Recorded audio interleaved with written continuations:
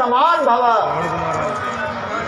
श्रवण कुमार, कहिए क्या समाचार लाए हो? महाराज, आज मैं आपके दरबार में एक प्रार्थना लेके आया हूँ। कहिए श्रवण कुमार, आपकी क्या प्रार्थना है? नाथ, आपको तो सब प्रकार से ज्ञात है कि मेरे माता पिता सदैव से ही अंधापन है। मेरे लिए बस वही चिंता का कारण है।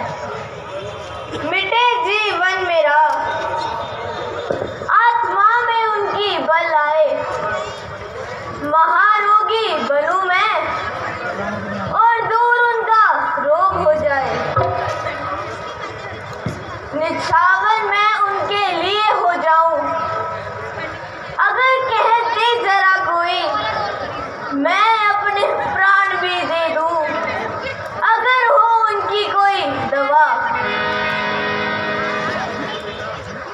बेटा, सामने आने का कारण कहो। क्या बेटा, तुम अपने माता पिता के अंधे होने का कारण जानते हो? नहीं महाराज, जानता तो नहीं हूँ, परंतु जानना चाहता हूँ। अच्छा, तो सुनो। तुम्हारे माता पिता सदैव के अंधे नहीं थे।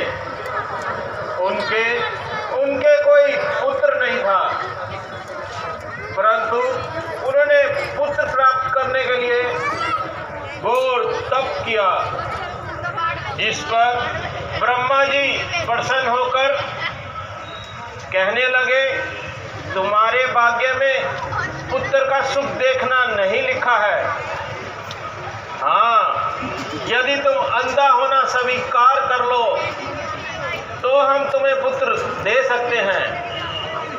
इस पर उन्होंने अंधा होना स्वीकार कर लिया और पुत्र मांग लिया, और इस प्रकार तुम्हारा जन्म हुआ। धन्य है, आज मुझे ज्ञात हुआ कि मेरे माता पिता पर, मुझ पर कितना ज्ञात है। इतनी ममता, इतनी उदारता, ये है उपकार। परंतु मैं भी प्रतिज्ञा करता हूँ कि उनकी सेवा में अपना जीवन बलिदान कर दूंगा। धन्य हो बेटा, तुम धन्य हो। संसार में तुम जैसे पुत्रों की ही आवश्यकता है। नाथ, मुझ पर उपकार कीजिए और कोई ऐसा उपाय बताइए जिससे मेरे माता पिता स्वस्थ हो सकें। है आपकी दया में ही आराम दीन का उपकार होगा आपका, और काम दीन का। अच्छा, तो सुनो। यदि तुम उनको प्रयाग, काशी, बद्रीनाथ, रामेश्वरम आदि समस्त तीर्थों की यात्रा करवाओगे तो प्रभु की कृपा से उन्हें स्वस्थ पाओगे।